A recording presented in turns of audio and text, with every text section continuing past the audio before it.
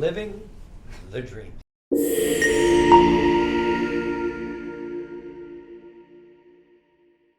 We're here in Nashville at ViVE with Jonathan Bush, and we're going to talk some primary care and some Zus. Great. So why don't we start off with Zus? So, full disclaimer, I am a user of Zus, one of the first, if not the only, independent user. But tell us what Zus is. It started as something and now it's something else. So Right. Walk us through it. Well, it's Zeus is the father of Athena, as you know from Greek mythology, and so therefore Zeus was going to be the righter of all wrongs created during my time at Athena, which is a long list. So at first it was going to be kind of a Build-A-Bear studio where you could build your own EMR with componentry and workflows that suited your specific specialty or use case, as opposed to traditional EMRs, which are sort of an all-you-can-eat buffet of all specialties, and you can turn off settings or whatever, but it's hard to change the workflow.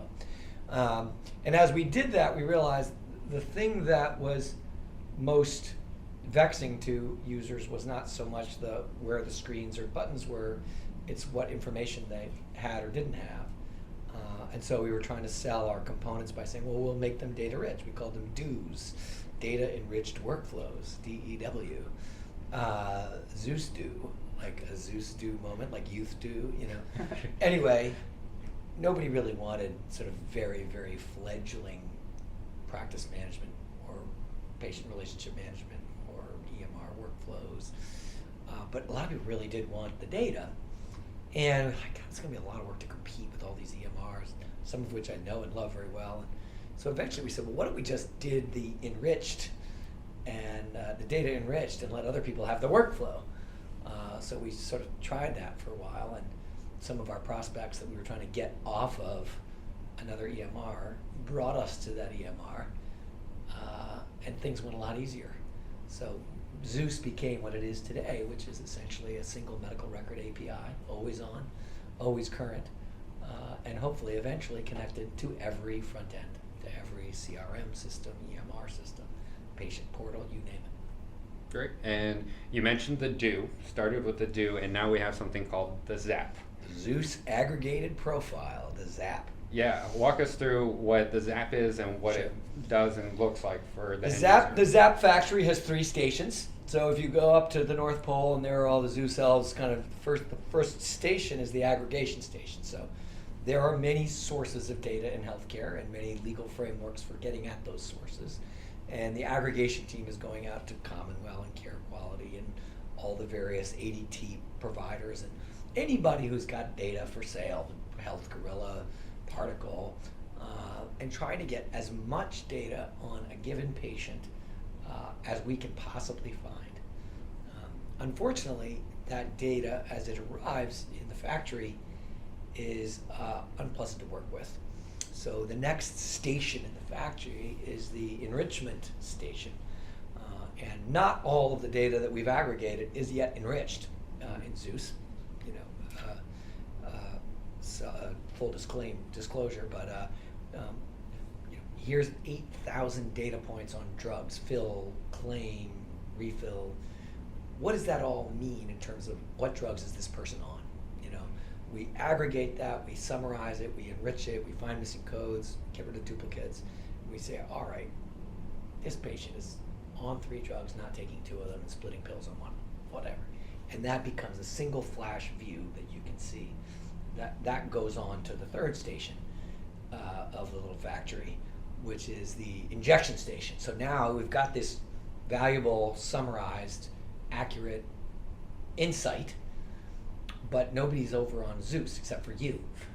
Everybody else is on an EMR or a CRM or some front end that they're required to be on for corporate or regulatory or whatever reasons.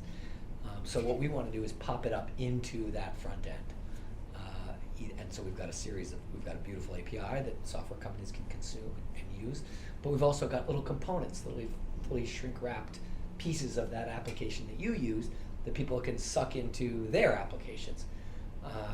And we've got a snowflake for analytical use cases. So that's the injection state. And so Zus is basically, the ZAP is this clean, always on, enriched picture of every American we're allowed to look at. And then these Zap views are the different doors that you go into to see the Zap. Yeah, and so you talked about the EMR, and in addition to the big raise you had, you have a partnership with Elation now as well, right? And Canvas and Healthy. Right.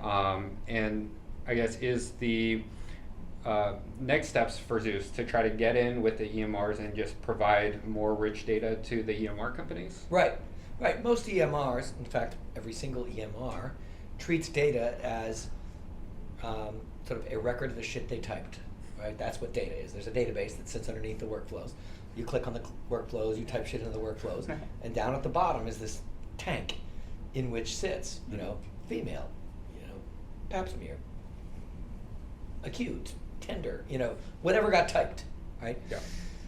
99215, of course there's a lot more to that patient being clicked on elsewhere in the healthcare system, at the pharmacy, at the DME, hardware store, whatever, supply store, at the hospital, at the urgent care, at, all the places.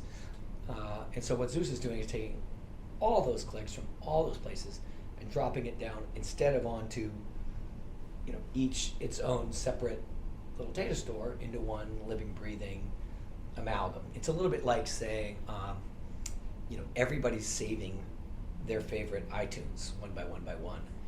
And Zus is saying, how about we just go get all the songs? And maybe you still want your iTunes, like you feel good about the fact that you own Sunday Bloody Sunday, and you can play whenever you want or whatever. But Sunday Bloody Sunday was played 73 times in 1984 alone, and they're all available on Spotify. So at some point you're like, screw it. I'll just subscribe, do all the songs. And that's our dream, is that those data layers are there for as long as people want them and for as long as they find them useful. But in the realm of getting up to speed on a new patient, it's just easier to use an always-on universal record. Right, and I kind of want to talk about the technical side, because you guys are solving a problem, right? Like, there's a reason the EMRs didn't do this by themselves. Like, when you aggregate from the different sources, can you talk a little bit about like where you're getting them from and how you're pulling it together, that aggregation station you mentioned earlier? Well, I think one reason the other EMRs haven't done this is it involves working with the other EMRs. And so when I was desperately trying to scratch Judy's eyeballs out, I wasn't going to go and say, hey, how about 1 + 1 = 3, Judy? She won. Like, I'm glad I didn't scratch her eyeballs out. She did a great job. But I think the fact that there might be a player with no dog in the EMR hunt makes it easier. I think also the value of the enrichment work that we do is very small per patient view, and the amount of work is very large. So, we spent $20 million just summarizing the shit that comes out of SureScripts, Commonwealth, and Care Quality. Just those three. Now it's getting a little easier. So the idea of doing that when it doesn't change your billing, it doesn't change your coding, it doesn't change any of the microeconomics, what would you charge? How would you justify it? So I think that's another problem. And as you point out, like, having it be an arm's length data resource across all the EMRs, all the different views, maybe you don't have to charge as much to eventually get to the same dollar amount that you'd need to justify the investment. All right, so earlier I alluded to your round of raising. Congrats on that $40 million. What a relief. Yeah. What is your, or what are your next steps? What do you want to build next? Well, as you and I, as we said earlier in this interview, the data station, the aggregation station, has a lot more data in it than is coming out of the enrichment station. Mm-hmm. So one thing to do is to go back into that data and find more and more and more stuff that we can tease out, clean up, deduplicate, machine read, codify, and summarize so that it's actually doctor useful in an instant, as opposed to like, somewhere in here is something useful about this patient, go, and you're scrolling around. So there's just lots of that enrichment work to continue doing on the data that we've got.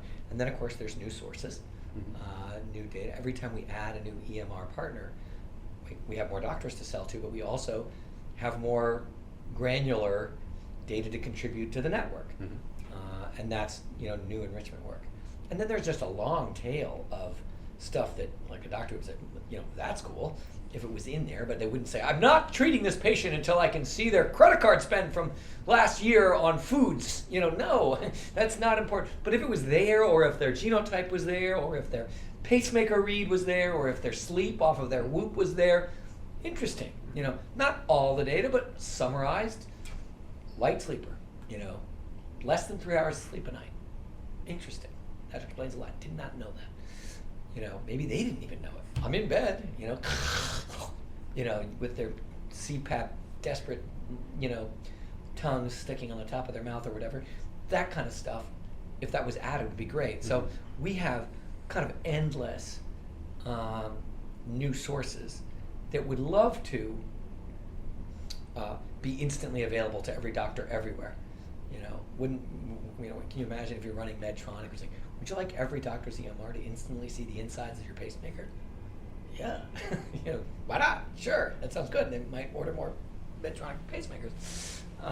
So that's the kind of thing that we'll do with the money. I don't think we don't want to do too much selling and marketing, and frankly, not too many interviews. This is a group that probably is pretty concentrated in folks that can handle the info. But we really want to focus on getting this right before we do too much sort of yelling and screaming that it's here. Right. And so the market you have right now is a lot of EMRs. That's how you're getting to doctors and practices. Are there any other major clients you're looking at? So there are providers that make their own front ends, right? There are this digital health sort of wave we've been riding, has a lot of tech teams and a lot of designers. Most of the tech that's been built by most of the digital health companies has no clinical content. You could be texting your direct primary care doctor on some fabulous new, chassis for messaging or care planning or task management, and the doctor is, going over to some EMR of record and looking it up to, what to say, as opposed to it being natively in there. So I think that category of these sophisticated sort of tech backer-backed digital health enterprises is another category. And then, of course, there's the megas. There's giant mega players that have never been able to get below sort of 5 inconsistent copies of each of their millions of members, because they're buying things and ingesting them faster than they can clean up their data environment. And so showing up with a clean and modern API type structure that already has maybe a lot of the connectivity to the things that they're acquiring or ingesting or adding to their offerings, might make it good for them to grab our API as opposed to, do lots and lots and lots of interfaces. Right. And are there any major technical challenges in order to get you everywhere? Healthcare in general tends to be resistant to change and innovation, but besides for the usual. Yeah, healthcare is interesting, right? I mean, it's got huge problems. Like, the demand curve doesn't work. If you build a cheaper product, people don't come. If your product's more expensive, they don't leave. Like, you just stay there sucking, and everyone's fine with it for decades. You can win prizes for, anyway, you measure yourself so many different ways, you really don't know anything. So that's the bad side. The good side, or a lemon to be used in the making of lemonade, is there's a lot of regulatory caveats. And one caveat is thou shalt share your freaking data. And so, albeit through cumbersome nonprofit connectors that are hard to run, you can get the data out of any EMR in America if you are about to treat a patient on that EMR. That means that one of the choices of the EMR companies when Zus comes a knocking is not to cut us off. It's already clear that we're going to get their data and use it in the Zap. Now the question is, do they want to make money and make it better, or do they just want to sort of be an organ donor and stay out of the loop? So that's a much easier game than showing up and saying, hey, hi, can we connect to all your data, which you think is your most valuable asset? You know, it's a really hard conversation if it wasn't for the fact that we can take it anyway. Right. So that's an example of kind of, for us, one of the things that sort of motivated me to believe that maybe this could happen this time. I mean, I don't think we're the first people to come up with like an HIE, you know. Right. And at some mundane level, this is sort of an HIE of sorts. Mm-hmm. I mean, you wouldn't write your application on a state HIE, you know, and you might do that on Zus, as you have done. But at a functional job to do level, aggregating and cleaning up and making visible data on patients from many sources, you know, it's the same idea. Yeah. Yeah. So right now, to use that data to do the pulls, you have to have a treatment use, right? Treatment or administration. Treatment or administration, Yeah. right? Purpose of use. But one thing that's coming down the line with some of the new legislation is individual access. Consumer use case. Exactly. Right. Any thoughts on It's not new legislation. It was written. It's called the 2016 Cures Act. Yeah. As we sit here in 2023, Yeah. there has yet to be any use of the consumer use case.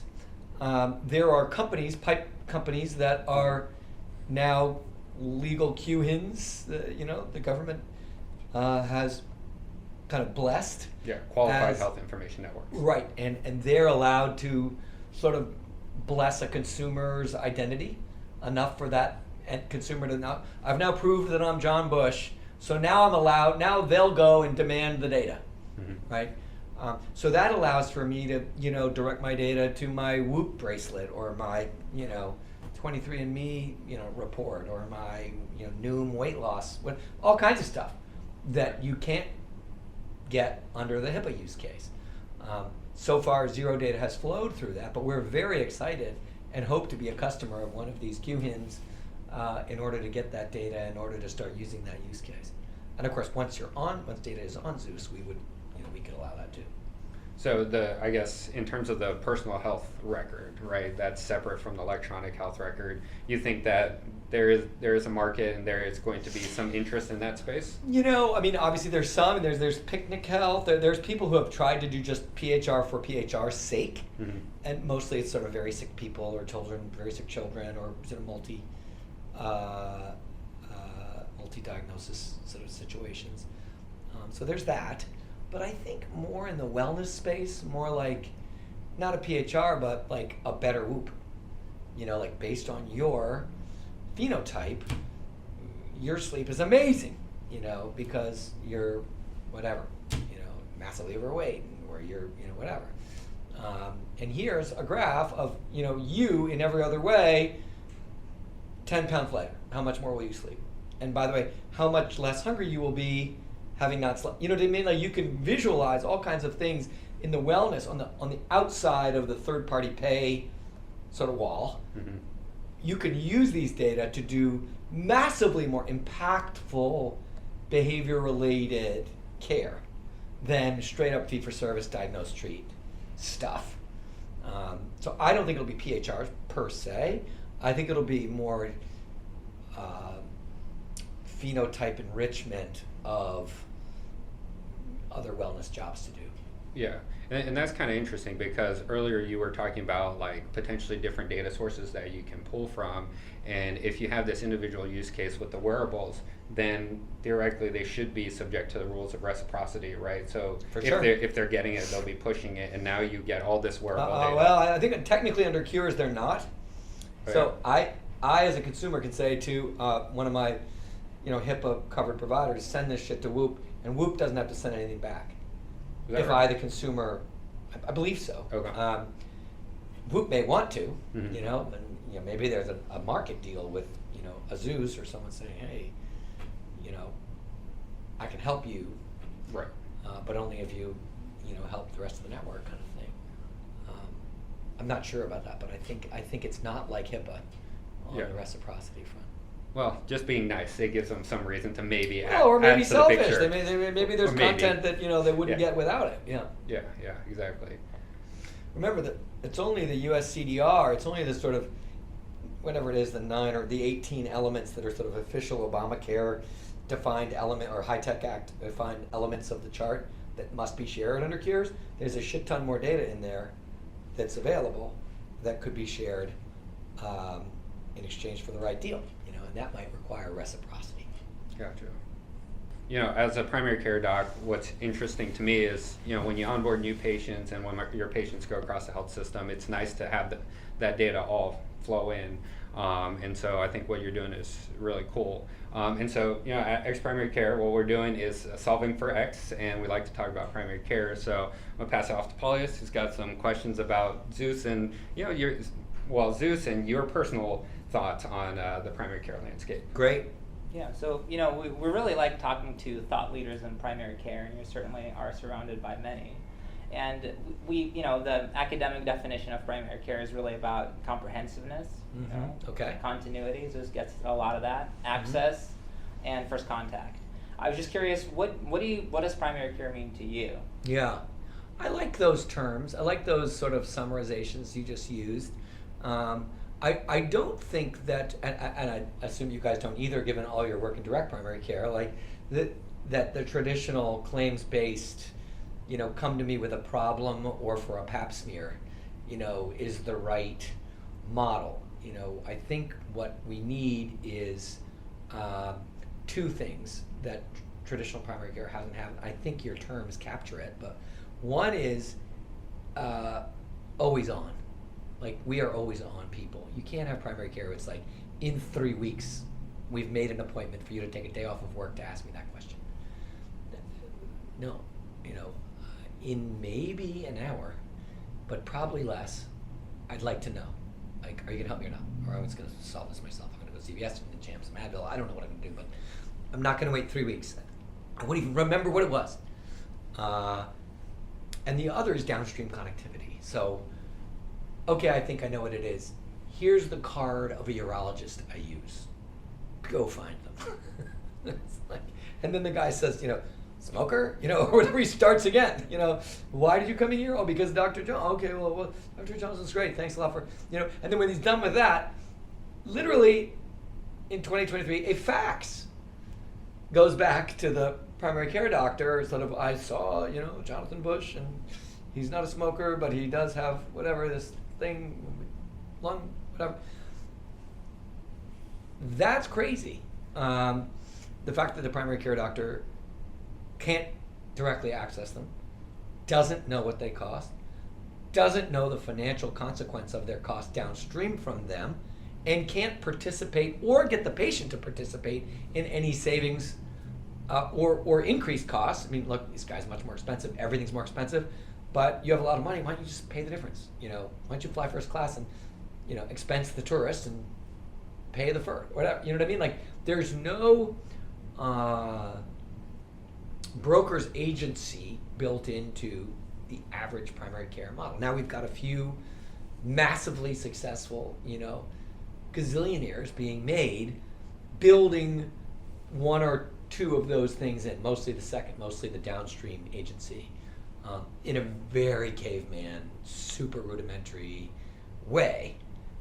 But when things suck as bad as they do today, a smoke signal works as well as a cell phone, and I think eventually there's some, I'm on the board of Firefly, massively biased. I think their CEO's a genius, and they've done a very nice job with always on front end. You can message your doctor. Direct primary care practices have solved that problem in lots of different ways. Call me whenever you want. Just call my cell. Just call. Who cares? I don't need a tech layer. All of those approaches, I think, begin to solve the other piece. And once those two things, that's sort of what I imagine. I imagine an always-on, deeply connected access layer that sits right on the blood-brain barrier of wellness and third-party paid health. So you've kind of mentioned some of the things we can unlearn about primary care and Yes. the always-on kind of concept that technology now enables. Yeah. And then you mentioned that the CEO of Firefly is a genius. Yes, yes. Can you elaborate on really what they're doing and redefining what primary care means in more detail that you think is really revolutionary? Well, I think, so as you start solving these problems, you peel an onion and there's like another freaking rotting layer, and then you peel it again and you get this little tiny onion that's beautiful at the end of it all. One of the layers from the sort of telemedicine or app-based care layer was that of trust. Good news is you can bang on Teladoc and someone will be right there with your Viagra prescription in 7 minutes or less. Bad news is if it's not that, but it's something more complex or lasting or intimate, it's hard to sort of get up to speed, over the app with someone you have no idea who they are, where they are, whether you'll ever see them again. A little bit like customer service, has, got when it got to its worst, and now people are trying to figure out how to get back. So I think one of these Fireflies that has figured out a way to be not always on, but almost always on, not real time, but kind of 12 minutes or less, and it's always the same doctor.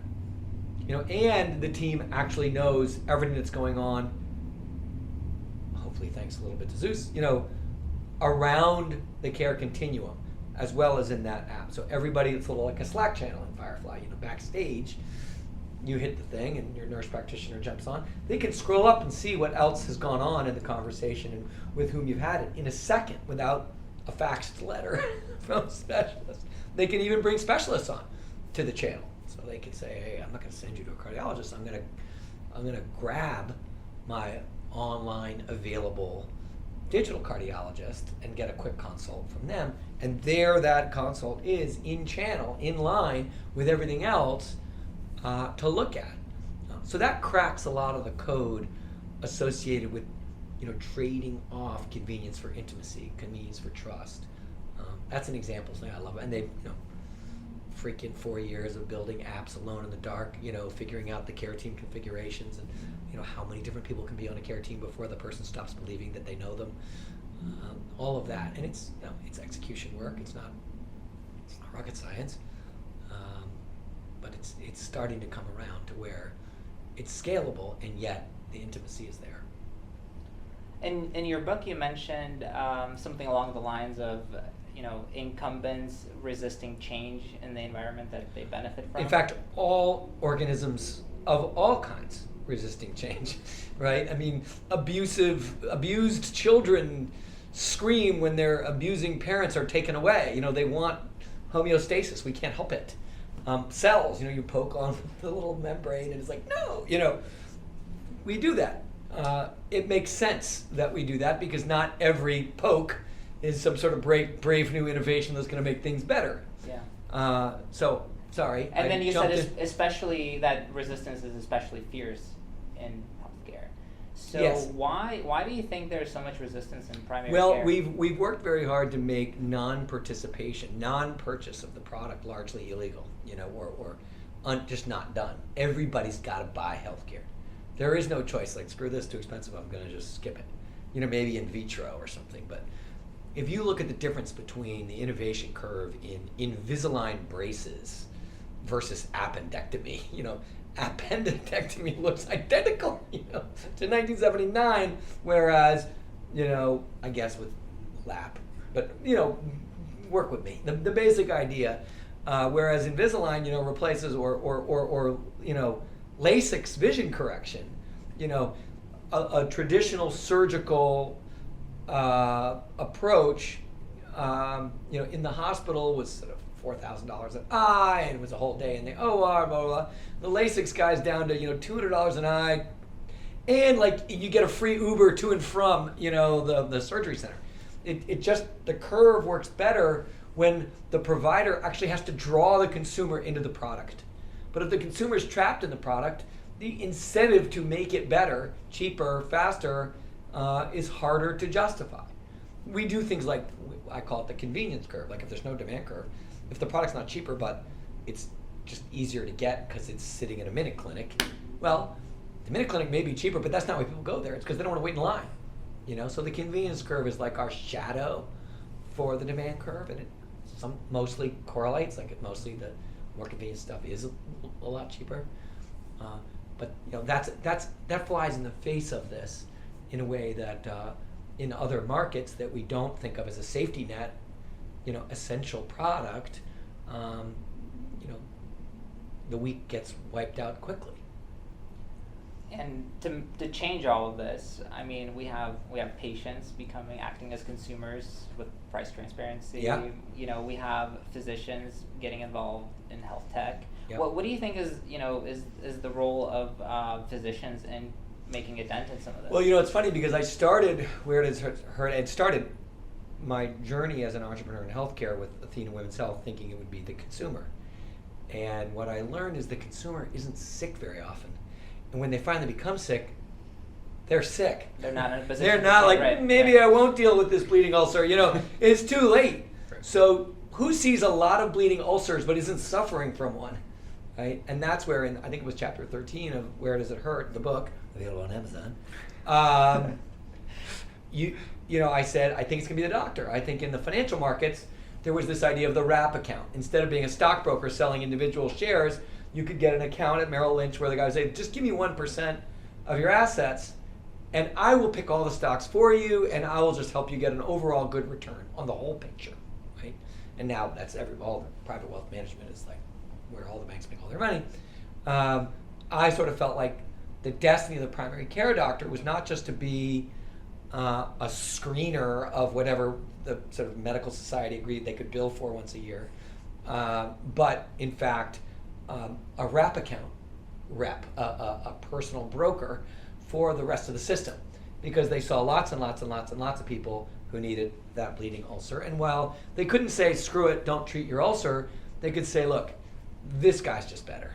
He's better, he's more responsive, and I've negotiated him down, because while I know, everybody knows I can't convince patients to not treat their bleeding ulcer, they know I can convince them where to treat them.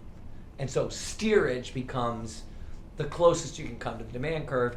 And the doctor who's there with the dumb stuff, you know, it hurts when I have sex, you know, it hurts when I pee, I think it's an infection, but I don't want to use too many antibiotics. Like all those micro moments, you know, microaggressions of illness against the patient are trust building moments for a direct primary care doctor to be ready for, you have a bleeding ulcer and I want you to go where I'm telling you to.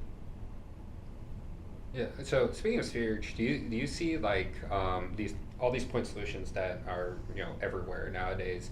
Do you think it's worth for primary care doctors to learn about them and make those recommendations? So almost like prescribing them in lieu of medicine, like a program. Right. So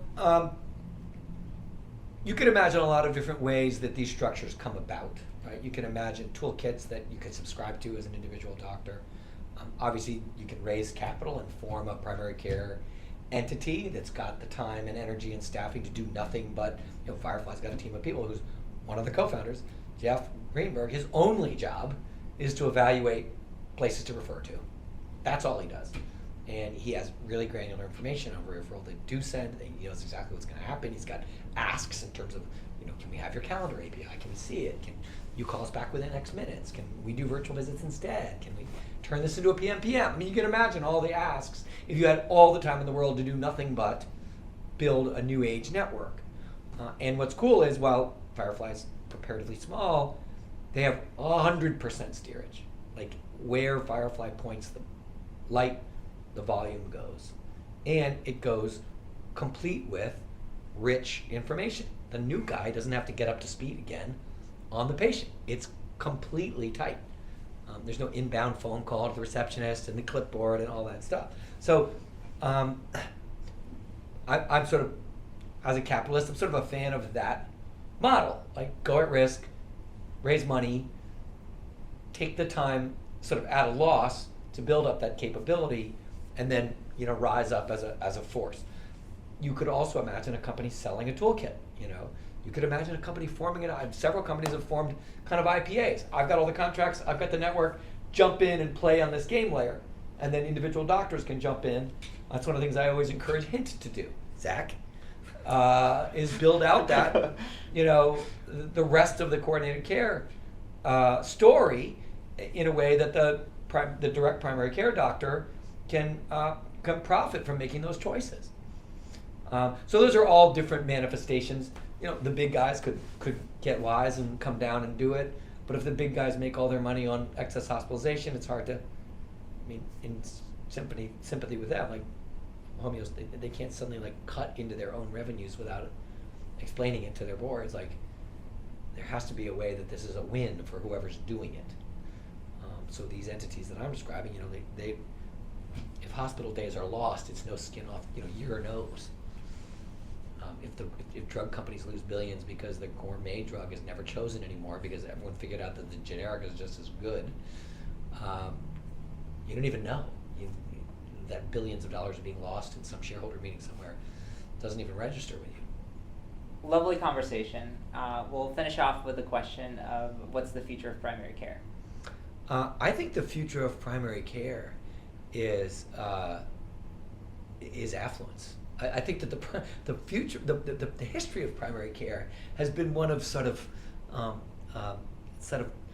dutiful monks in sort of hair shirts, treating people the right way, despite the fact that they're making $112,000, and paying their nurse $140. It's been sort of tragicomic to watch these guys that are the whole linchpin of the system, just sort of all the value sort of flowing by them at 100 miles an hour. I think now what we're seeing is actually there's value to shopping. We're suddenly kind of going, oh, wait a minute. Despite literally courses in medical ethics taught in medical school that it's unethical for a doctor to know the cost of what they're ordering. It's a class. You take it, right? Now we're saying it's not unethical. It's essential. And being good at it is just as good as being able to do a cabbage, maybe more so. So I think that's what I see as the future of primary care.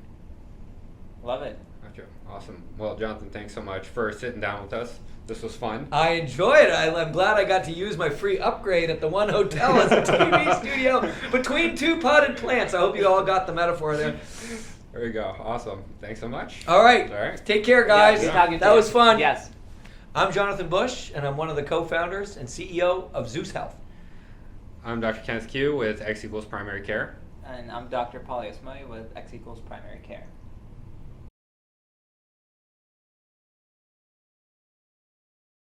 Look, I'm good. This is great. It's like I don't need to rewatch this because I get to listen. So perfect.